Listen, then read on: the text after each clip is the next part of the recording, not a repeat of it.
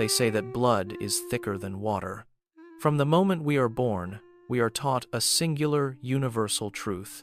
Family is everything. It is our foundation, our safety net, and the one bond that is supposed to be unbreakable. But what happens when that bond becomes the very thing that breaks you? Right now, across America and the world, there is a silent epidemic. It's happening in millions of households, yet it remains one of society's last great taboos. Adult children are making the agonizing decision to cut ties with their parents. Siblings are drifting into silence. It is called family estrangement.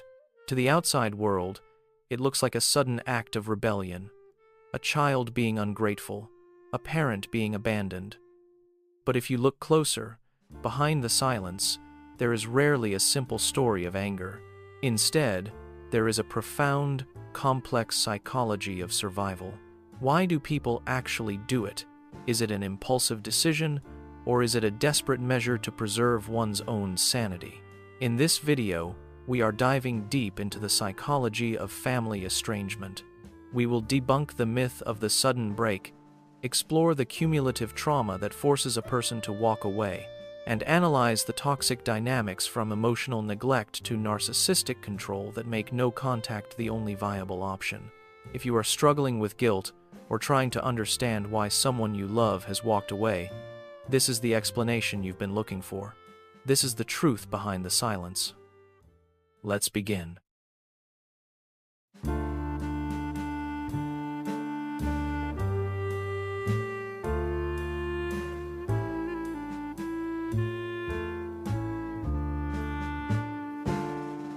Estrangement almost never begins with a dramatic explosion.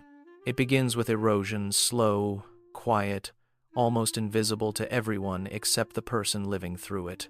For years, even decades, the relationship looks normal from the outside. Birthdays are celebrated, holidays are endured, smiles appear in photos. But beneath the surface, something is wearing down layer by layer. Not because of one catastrophic event, but because of hundreds of small ones that accumulate like sediment at the bottom of a river. Psychologists call this microtrauma, the subtle criticism disguised as concern, the boundary that gets pushed just a little further each year, the dismissive tone that tells you your feelings don't matter, the constant pressure to be who they want you to be, not who you are. Individually, these moments seem minor. Together, they become a psychological climate. And over time, your body begins to respond before your mind does. You tense before the phone rings. You rehearse conversations before family gatherings. You shrink parts of yourself to keep the peace. What you once called family dynamics becomes chronic anxiety woven into your daily life. This is the erosion most people never see. Estrangement doesn't happen because someone suddenly stops caring. It happens because they have gradually run out of capacity, out of energy, out of hope, out of space to keep absorbing the same wounds. Before the break comes the exhaustion, and before the exhaustion comes years of being slowly worn down. This is the true beginning of estrangement. Not anger, but depletion. From the outside, estrangement often looks abrupt, like someone woke up one morning, got angry, and decided to disappear. Parents describe it as out of nowhere. Friends say, "But everything seemed fine." But that's the illusion of the volcano effect. A volcanic eruption looks sudden only to those who weren't paying attention to the pressure building beneath the surface. Lava doesn't appear overnight. It forms quietly, silently, over years. The mountain holds it in until it can't. Family estrangement works exactly the same way.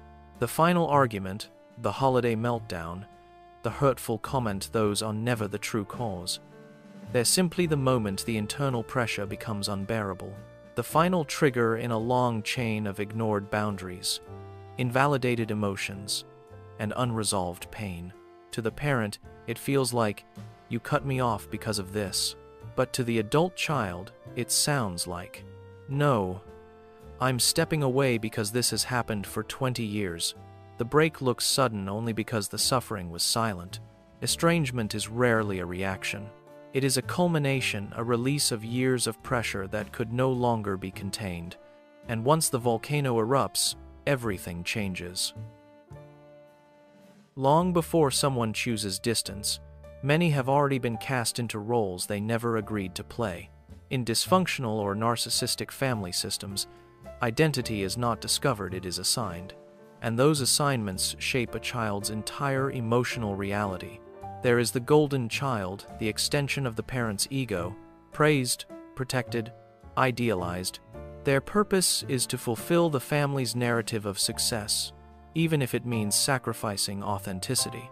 Then there is the scapegoat, the one blamed for tension they didn't create. The truth teller, the emotionally aware member who refuses to accept the family's dysfunction as normal. Ironically, the scapegoat is often the healthiest one, but also the first to be pushed out when they stop absorbing everyone else's shame. But these aren't the only roles. There is the invisible child who survives by disappearing, keeping quiet, needing little, and learning that attention is dangerous. They grow up skilled at self-reliance, but chronically unsure if they deserve to exist loudly.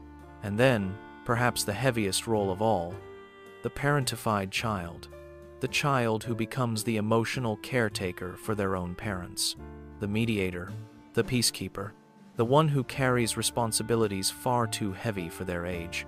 These children grow up believing love must be earned through service, sacrifice, and silence.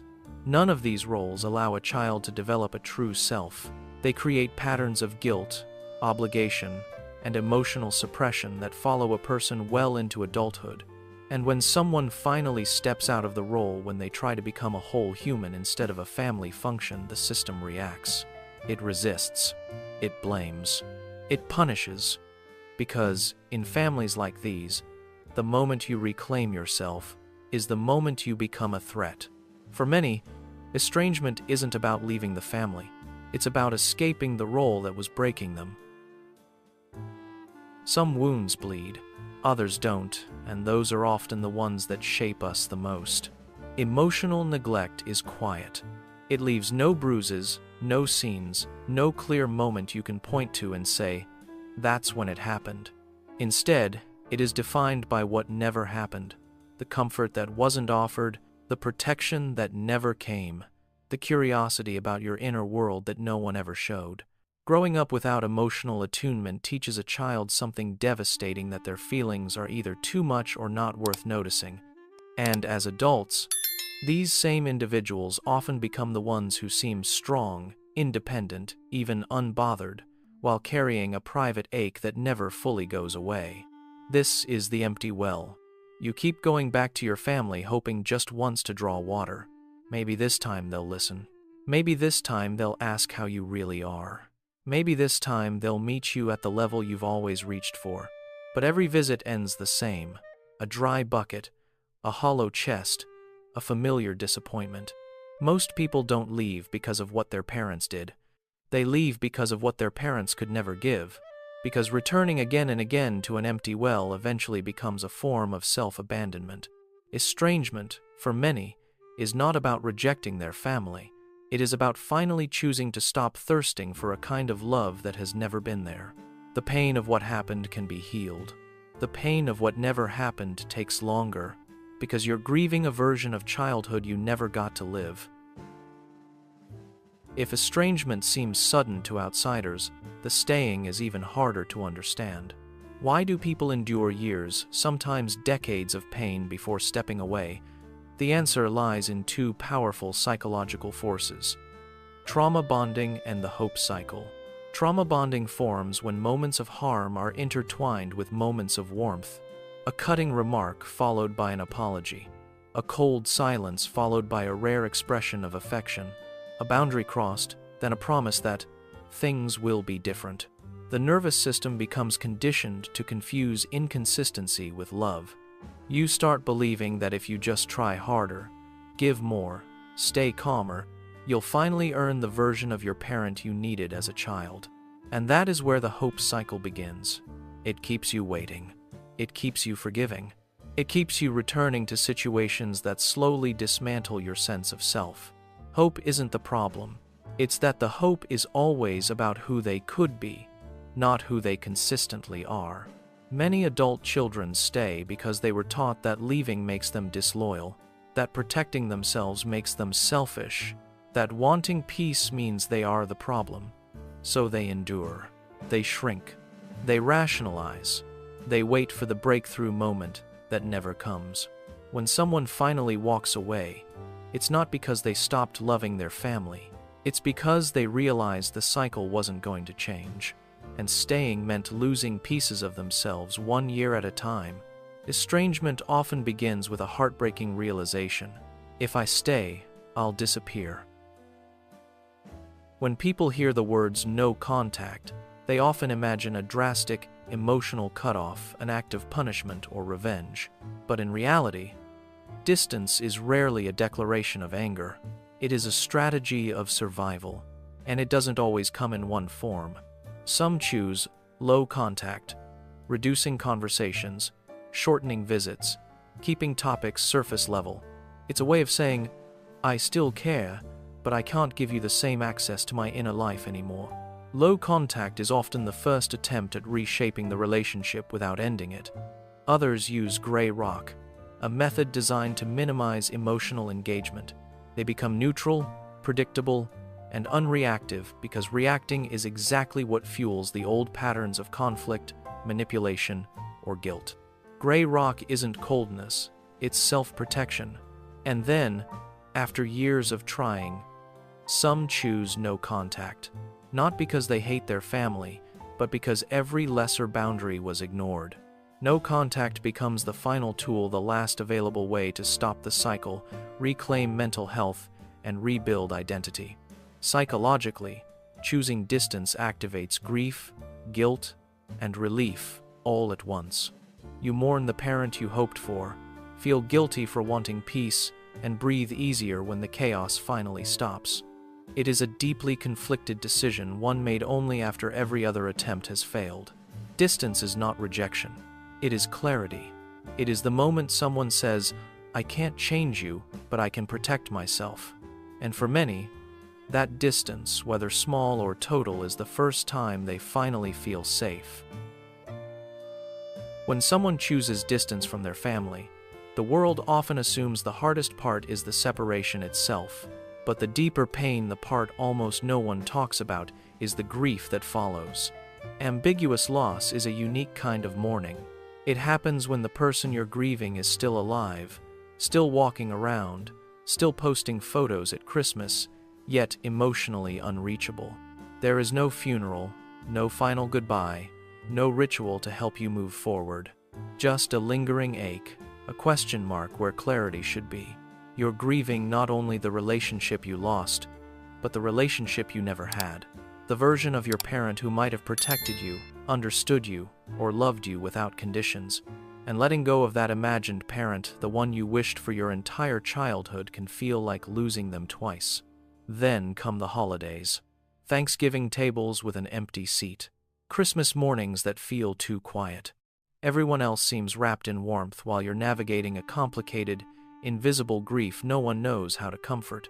And yet, even in grief, there is relief. The anxiety is gone, the chaos has stopped, your nervous system finally exhales. But that relief often comes with guilt, as if choosing peace makes you disloyal to the people who raised you. This is the emotional cost of freedom. The heartbreak of choosing your well-being over your history. It is not easy, it is not simple, but for many, it is the only way to stop inheriting the pain they were never meant to carry. And healing begins the moment you realize you can mourn what you lost and still move toward the life you deserve.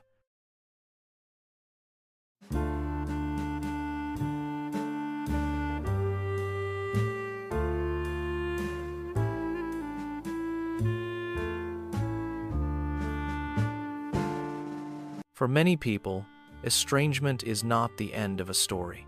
It is the beginning of a life they were never allowed to fully live. Because once the noise quiets and the guilt softens, something unexpected begins to emerge. A sense of self that had been buried under years of roles, expectations, and emotional survival strategies. Reclaiming identity is not a sudden revelation. It's a slow, tender rebuilding. You learn to ask questions you were never permitted to ask. What do I actually want? What do I enjoy? What feels safe for me? And perhaps for the first time, your choices are not filtered through fear of judgment or punishment. You stop shrinking. You stop apologizing for existing. You begin to trust your inner voice, the one that was silenced for so long. Healing also means breaking the generational cycle. Many adults who step away do so not out of resentment, but out of clarity. This ends with me. They refuse to pass on the chaos, the emotional starvation, the conditional love. They begin to parent themselves with gentleness, and if they eventually have children, they offer them a version of safety they never received. And along this path, something beautiful happens. You discover the concept of a family of choice, a partner who truly listens, friends who feel like home, mentors, communities, and connections built on mutual respect, warmth, and emotional honesty.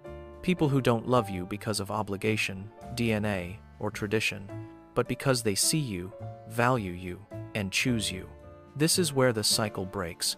Not when you walk away from the family you were born into, but when you begin building the family your spirit always needed. Reclaiming identity is an act of courage. Creating a family of choice is an act of liberation. And together, they form the foundation of a life no longer defined by pain, but by possibility. In the end, estrangement is not truly about breaking a family apart. It's about redefining what family means. For some, family is the people who raised them. For others, it becomes the people who finally made them feel safe. Both truths can exist at the same time. Walking away doesn't mean you are heartless. It means you stopped walking back into the fire just because you were told to. It means you chose peace over chaos, clarity over confusion, healing over history. And that choice, though painful, is profoundly brave. As you move forward, you are allowed to grieve. You are allowed to grow. You are allowed to build a life shaped not by the wounds of your past, but by the love you choose, the boundaries you deserve, and the future you're finally giving yourself permission to live. And if this video made you feel seen even in a small way, I want you to know you're not alone. There are thousands of people walking this same quiet, complicated path. If you'd like to stay connected, consider subscribing. We explore the hidden corners of the human heart here every week. And if you feel comfortable, share your experience or reflections in the comments below. Someone else might find strength in your story. Take care of yourself. You deserve to heal.